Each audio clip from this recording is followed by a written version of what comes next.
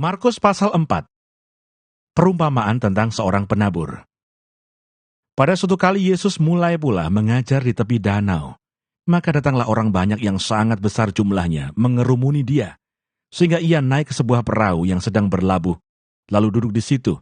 Sedangkan semua orang banyak itu di darat, di tepi danau itu. Dan ia mengajarkan banyak hal dalam perumpamaan kepada mereka. Dalam ajarannya itu ia berkata kepada mereka, "Dengarlah, adalah seorang penabur keluar untuk menabur. Pada waktu ia menabur, sebagian benih itu jatuh di pinggir jalan. Lalu datanglah burung dan memakannya sampai habis. Sebagian jatuh di tanah yang berbatu-batu, yang tidak banyak tanahnya. Lalu benih itu pun segera tumbuh karena tanahnya tipis. Tetapi sesudah matahari terbit, layulah ia dan menjadi kering karena tidak berakar. Sebagian lagi jatuh di tengah semak duri. Lalu makin besarlah semak itu dan menghimpitnya sampai mati, sehingga ia tidak berbuah. Dan sebagian jatuh di tanah yang baik. Ia tumbuh dengan suburnya dan berbuah. Hasilnya ada yang 30 kali lipat, ada yang 60 kali lipat, ada yang 100 kali lipat. Dan katanya, siapa yang mempunyai telinga untuk mendengar, hendaklah ia mendengar." Ketika ia sendirian, pengikut-pengikutnya dan ke-12 murid itu menanyakan dia tentang perumpamaan itu. Jawabnya, "Kepadamu telah diberikan rahasia kerajaan Allah. Tetapi kepada orang-orang luar, segala sesuatu disampaikan dalam perumpamaan, supaya sekalipun melihat mereka tidak menanggap, sekalipun mendengar mereka tidak mengerti, supaya mereka jangan berbalik dan mendapat ampun." Lalu ia berkata kepada mereka, "Tidakkah kamu mengerti perumpamaan ini? Kalau demikian bagaimana kamu dapat memahami semua perumpamaan yang lain? Penabur itu menaburkan firman. Orang-orang yang di pinggir jalan tempat firman itu ditaburkan, ialah mereka yang mendengar firman. Lalu datanglah iblis dan mengambil firman yang baru ditaburkan di dalam mereka. Demikian juga yang ditaburkan di tanah yang berbatu-batu. Ialah orang-orang yang mendengar firman itu dan segera menerimanya dengan gembira. Tetapi mereka tidak berakar dan tahan sebentar saja. Apabila kemudian datang penindasan atau penganiayaan karena firman itu, mereka segera murtad. Dan yang lain ialah yang ditaburkan di tengah semak duri. Itulah yang mendengar firman itu. Lalu kekhawatiran dunia ini dan tipu daya kekayaan, dan keinginan-keinginan akan hal yang lain, masuklah menghimpit firman itu, sehingga tidak berbuah. Dan akhirnya yang ditaburkan di tanah yang baik, ialah orang yang mendengar dan menyambut firman itu lalu berbuah. Ada yang 30 kali lipat, ada yang 60 kali lipat, dan ada yang 100 kali lipat. Perumpamaan tentang pelita dan tentang ukuran. Lalu Yesus berkata kepada mereka, "Orang membawa pelita bukan supaya ditempatkan di bawah gantang atau di bawah tempat tidur, melainkan supaya ditaruh di atas kaki dian. Sebab tidak ada sesuatu yang tersembunyi yang tidak akan dinyatakan, dan tidak ada sesuatu yang rahasia yang tidak akan tersingkap. Barang siapa mempunyai telinga untuk mendengar, hendaklah ia mendengar." Lalu ia berkata lagi, "Camkanlah apa yang kamu dengar. Ukuran yang kamu pakai untuk mengukur akan diukurkan kepadamu, dan di samping itu akan ditambah lagi kepadamu. Karena siapa yang mempunyai, kepadanya akan diberi. Tetapi siapa yang tidak mempunyai, apapun juga yang ada padanya akan diambil daripadanya." Perumpamaan tentang benih yang tumbuh. Lalu kata Yesus, "Beginilah hal kerajaan Allah itu. Seumpama orang yang menaburkan benih di tanah. Lalu pada malam hari ia tidur dan pada siang hari ia bangun.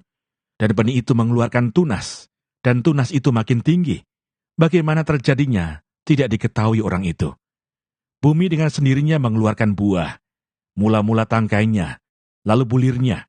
Kemudian butir-butir yang penuh isinya dalam bulir itu. Apabila buah itu sudah cukup masak, orang itu segera menyabit, sebab musim menuai sudah tiba."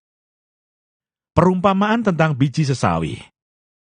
Katanya lagi, "Dengan apa hendak kita membandingkan kerajaan Allah itu? Atau dengan perumpamaan manakah hendaknya kita menggambarkannya? Hal kerajaan itu seumpama biji sesawi yang ditaburkan di tanah. Memang biji itu yang paling kecil daripada segala jenis biji yang ada di bumi. Tetapi apabila ia ditaburkan, ia tumbuh dan menjadi lebih besar daripada segala sayuran yang lain, dan mengeluarkan cabang-cabang yang besar, sehingga burung-burung di udara dapat bersarang dalam naungannya. Dalam banyak perumpamaan yang semacam itu, ia memberitakan firman kepada mereka sesuai dengan pengertian mereka. Dan tanpa perumpamaan, ia tidak berkata-kata kepada mereka. Tetapi kepada murid-muridnya, ia menguraikan segala sesuatu secara tersendiri. Angin ribut diredakan. Pada hari itu, waktu hari sudah petang, Yesus berkata kepada mereka, "Marilah kita bertolak ke seberang." Mereka meninggalkan orang banyak itu lalu bertolak, dan membawa Yesus beserta dengan mereka dalam perahu, di mana Yesus telah duduk, dan perahu-perahu lain juga menyertai dia. Lalu mengamuklah taufan yang sangat dahsyat, dan ombak menyembur masuk ke dalam perahu, sehingga perahu itu mulai penuh dengan air. Pada waktu itu Yesus sedang tidur, di buritan di sebuah tilam. Maka murid-muridnya membangunkan dia dan berkata kepadanya, "Guru, engkau tidak peduli kalau kita binasa." Ia pun bangun, menghardik angin itu dan berkata kepada danau itu, "Diam, tenanglah." Lalu angin itu reda, dan danau itu menjadi teduh sekali. Lalu ia berkata kepada mereka, "Mengapa kamu begitu takut? Mengapa kamu tidak percaya?" Mereka menjadi sangat takut dan berkata seorang kepada yang lain, "Siapa gerangan orang ini, sehingga angin dan danau pun taat kepadanya?" Markus pasal 5. Yesus mengusir roh jahat dari orang Gerasa. Lalu sampailah mereka di seberang danau, di daerah orang Gerasa. Baru saja Yesus turun dari perahu, datanglah seorang yang kerasukan roh jahat dari pekuburan menemui dia. Orang itu diam di sana dan tidak ada seorang pun lagi yang sanggup mengikatnya, sekalipun dengan rantai. Karena sudah sering ia dibelenggu dan dirantai, tetapi rantainya diputuskan dan belenggunya dimusnahkannya, sehingga tidak ada seorang pun yang cukup kuat untuk menjinakkannya. Siang malam ia berkeliaran di pekuburan dan di bukit-bukit sambil berteriak-teriak dan memukuli dirinya dengan batu.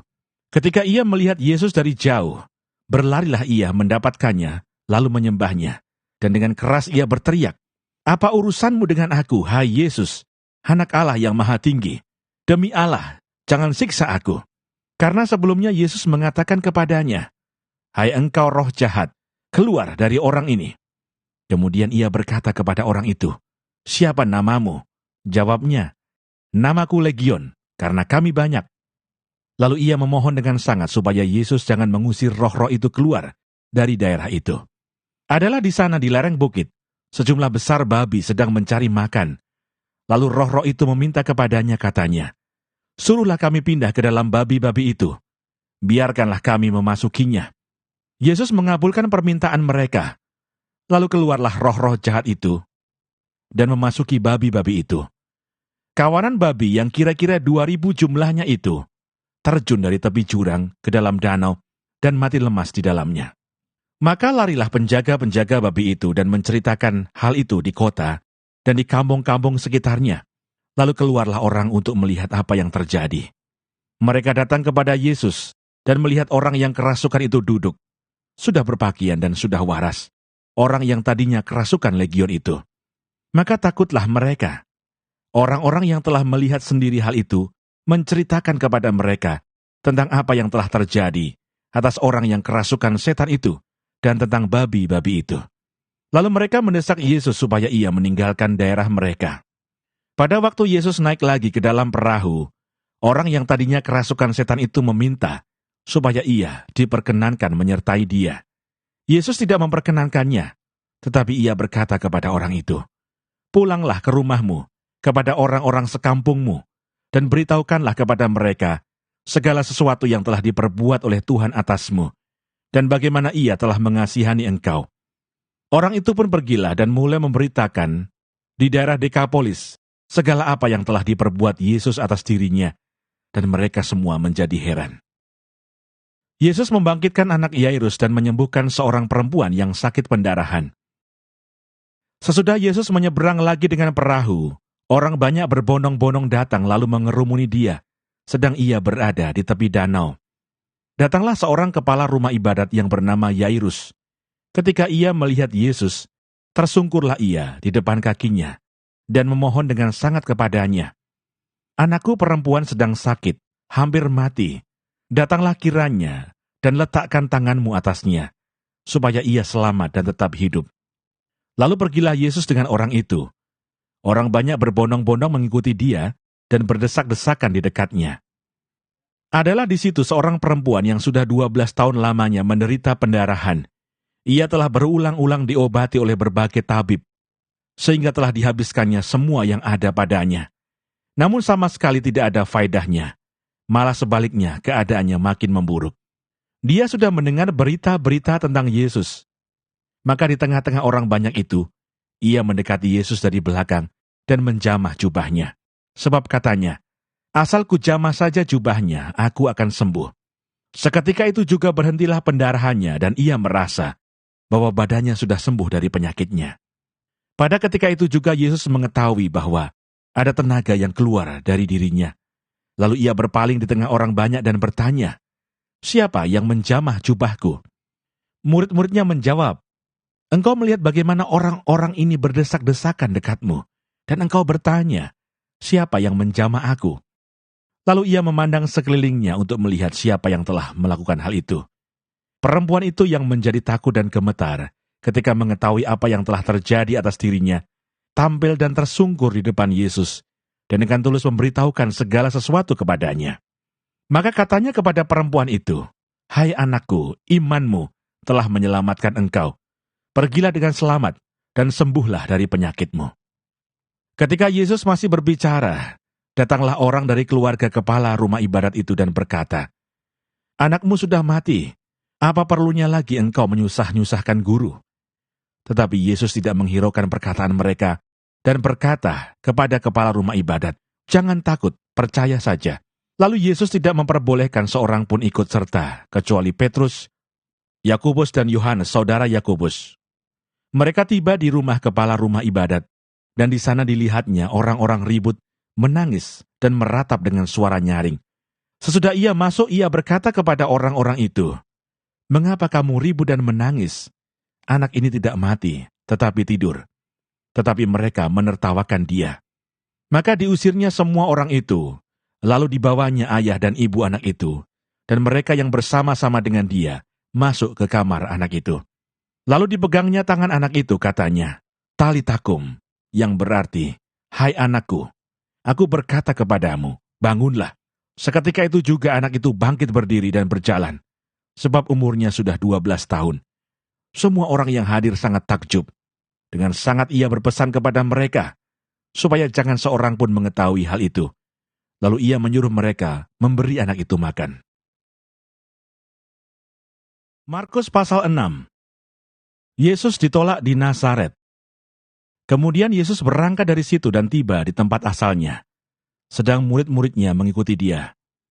Pada hari Sabat ia mulai mengajar di rumah ibadat, dan jemaat yang besar takjub ketika mendengar dia, dan mereka berkata, "Dari mana diperolehnya semuanya itu? Hikmat apa pulakah yang diberikan kepadanya? Dan mukjizat-mukjizat yang demikian, bagaimanakah dapat diadakan oleh tangannya? Bukankah ia ini tukang kayu, anak Maria, saudara Yakobus, Yoses, Yudas, dan Simon? Dan bukankah saudara-saudaranya yang perempuan ada bersama kita?" Lalu mereka kecewa dan menolak dia. Maka Yesus berkata kepada mereka, "Seorang nabi dihormati di mana-mana, kecuali di tempat asalnya sendiri, di antara kaum keluarganya dan di rumahnya. Ia tidak dapat mengadakan satu mukjizat pun di sana, kecuali menyembuhkan beberapa orang sakit dengan meletakkan tangannya atas mereka." Ia merasa heran atas ketidakpercayaan mereka. Yesus mengutus ke-12 rasul. Lalu Yesus berjalan keliling dari desa ke desa sambil mengajar. Ia memanggil ke-12 murid itu dan mengutus mereka berdua-dua. Ia memberi mereka kuasa atas roh-roh jahat dan berpesan kepada mereka supaya jangan membawa apa-apa dalam perjalanan mereka, kecuali tongkat, roti pun jangan, bekal pun jangan, uang dalam ikat pinggang pun jangan. Boleh memakai alas kaki, tetapi jangan memakai 2 baju. Katanya selanjutnya kepada mereka, "Kalau di suatu tempat kamu sudah diterima dalam suatu rumah, tinggallah di situ sampai kamu berangkat dari tempat itu. Dan kalau ada suatu tempat yang tidak mau menerima kamu, dan kalau mereka tidak mau mendengarkan kamu, keluarlah dari situ dan kebaskanlah debu yang di kakimu sebagai peringatan bagi mereka." Lalu pergilah mereka memberitakan bahwa orang harus bertobat, dan mereka mengusir banyak setan, dan mengoles banyak orang sakit dengan minyak, dan menyembuhkan mereka. Yohanes Pembaptis dibunuh. Raja Herodes juga mendengar tentang Yesus, sebab namanya sudah terkenal dan orang mengatakan, Yohanes Pembaptis sudah bangkit dari antara orang mati, dan itulah sebabnya kuasa-kuasa itu bekerja di dalam dia. Yang lain mengatakan, dia itu Elia. Yang lain lagi mengatakan, dia itu seorang nabi, sama seperti nabi-nabi yang dahulu. Waktu Herodes mendengar hal itu, ia berkata, bukan, dia itu Yohanes yang sudah kupenggal kepalanya dan yang bangkit lagi. Sebab memang Herodeslah yang menyuruh orang menangkap Yohanes dan membelenggunya di penjara, berhubung dengan peristiwa Herodias, istri Filipus saudaranya. Karena Herodes telah mengambilnya sebagai istri. Karena Yohanes pernah menegur Herodes, tidak halal engkau mengambil istri saudaramu. Karena itu Herodias menaruh dendam pada Yohanes dan bermaksud untuk membunuh dia, tetapi tidak dapat. Sebab Herodes segan akan Yohanes karena ia tahu bahwa Yohanes adalah orang yang benar dan suci, jadi ia melindunginya. Tetapi apabila ia mendengarkan Yohanes, hatinya selalu terombang-ambing, namun ia merasa senang juga mendengarkan dia. Akhirnya tiba juga kesempatan yang baik bagi Herodias, ketika Herodes pada hari ulang tahunnya mengadakan perjamuan untuk pembesar-pembesarnya, perwira-perwiranya, dan orang-orang terkemuka di Galilea. Pada waktu itu anak perempuan Herodias tampil lalu menari, dan ia menyukakan hati Herodes dan tamu-tamunya. Raja berkata kepada gadis itu, minta daripadaku apa saja yang kau ingini, maka akan kuberikan kepadamu. Lalu bersumpah kepadanya, apa saja yang kau minta, akan kuberikan kepadamu, sekalipun setengah dari kerajaanku. Anak itu pergi dan menanyakan ibunya, apa yang harus kuminta? Jawabnya, kepala Yohanes Pembaptis. Maka cepat-cepat ia pergi kepada raja dan meminta, aku mau, supaya sekarang juga engkau berikan kepadaku kepala Yohanes Pembaptis di sebuah talam. Lalu sangat sedihlah hati raja, tetapi karena sumpahnya dan karena tamu-tamunya, ia tidak mau menolaknya. Raja segera menyuruh seorang pengawal dengan perintah, supaya mengambil kepala Yohanes. Orang itu pergi dan memenggal kepala Yohanes di penjara. Ia membawa kepala itu di sebuah talam, dan memberikannya kepada gadis itu, dan gadis itu memberikannya pula kepada ibunya. Ketika murid-murid Yohanes mendengar hal itu, mereka datang dan mengambil mayatnya, lalu membaringkannya dalam kuburan. Yesus memberi makan 5.000 orang. Kemudian rasul-rasul itu kembali berkumpul dengan Yesus dan memberitahukan kepadanya semua yang mereka kerjakan dan ajarkan. Lalu ia berkata kepada mereka, marilah ke tempat yang sunyi, supaya kita sendirian, dan beristirahatlah seketika. Sebab memang begitu banyaknya orang yang datang dan yang pergi, sehingga makan pun mereka tidak sempat. Maka berangkatlah mereka untuk mengasingkan diri dengan perahu ke tempat yang sunyi. Tetapi pada waktu mereka bertolak, banyak orang melihat mereka dan mengetahui tujuan mereka. Dengan mengambil jalan darat, segeralah datang orang dari semua kota ke tempat itu, sehingga mendahului mereka. Ketika Yesus mendarat, ia melihat sejumlah besar orang banyak. Maka tergeraklah hatinya oleh belas kasihan kepada mereka, karena mereka seperti domba yang tidak mempunyai gembala. Lalu mulailah ia mengajar banyak hal kepada mereka. Pada waktu hari sudah mulai malam, datanglah murid-muridnya kepadanya dan berkata, tempat ini sunyi dan hari sudah mulai malam. Suruhlah mereka pergi, supaya mereka dapat membeli makanan di desa-desa dan di kampung-kampung di sekitar ini. Tetapi jawabnya, kamu harus memberi mereka makan. Kata mereka kepadanya, jadi haruskah kami membeli roti seharga 200 dinar untuk memberi mereka makan? Tetapi ia berkata kepada mereka, berapa banyak roti yang ada padamu? Cobalah periksa. Sesudah memeriksanya mereka berkata, 5 roti dan 2 ikan. Lalu ia menyuruh orang-orang itu, supaya semua duduk berkelompok-kelompok di atas rumput hijau. Maka duduklah mereka berkelompok-kelompok. Ada yang 100, ada yang 50 orang. Dan setelah ia mengambil 5 roti dan 2 ikan itu, ia menengadah ke langit dan mengucap berkat. Lalu memecah-mecah roti itu dan memberikannya kepada murid-muridnya, supaya dibagi-bagikan kepada orang-orang itu. Begitu juga kedua ikan itu dibagi-bagikannya kepada semua mereka. Dan mereka semuanya makan sampai kenyang. Kemudian orang mengumpulkan potongan-potongan roti 12 bakul penuh, selain daripada sisa-sisa ikan. Yang ikut makan roti itu ada 5.000 orang laki-laki. Yesus berjalan di atas air. Sesudah itu Yesus segera memerintahkan murid-muridnya naik ke perahu dan berangkat lebih dulu ke seberang, ke Betsaida. Sementara itu ia menyuruh orang banyak pulang. Setelah ia berpisah dari mereka, ia pergi ke bukit untuk berdoa. Ketika hari sudah malam, perahu itu sudah di tengah danau, sedang Yesus tinggal sendirian di darat. Ketika ia melihat betapa payahnya mereka mendayung karena angin sakal, maka kira-kira jam 3 malam, ia datang kepada mereka, berjalan di atas air, dan ia hendak melewati mereka. Ketika mereka melihat dia berjalan di atas air, mereka mengira bahwa ia adalah hantu, lalu mereka berteriak-teriak. Sebab mereka semua melihat dia, dan mereka pun sangat terkejut. Tetapi segera ia berkata kepada mereka, "Tenanglah, aku ini, jangan takut." Lalu ia naik ke perahu mendapatkan mereka, dan angin pun redalah. Mereka sangat tercengang dan bingung, sebab sesudah peristiwa roti itu, mereka belum juga mengerti, dan hati mereka tetap degil. Yesus menyembuhkan orang-orang sakit di Genesaret. Setibanya di seberang, Yesus dan murid-muridnya mendarat di Genesaret dan berlabuh di situ. Ketika mereka keluar dari perahu, orang segera mengenal Yesus. Maka berlari-larilah mereka ke seluruh daerah itu dan mulai mengusung orang-orang sakit di atas tilamnya kepada Yesus. Di mana saja kabarnya ia berada. Kemanapun ia pergi, ke desa-desa, ke kota-kota, atau ke kampung-kampung, orang meletakkan orang-orang sakit di pasar dan memohon kepadanya supaya mereka diperkenankan hanya menjamah jubahnya saja. Dan semua orang yang menjamahnya menjadi sembuh.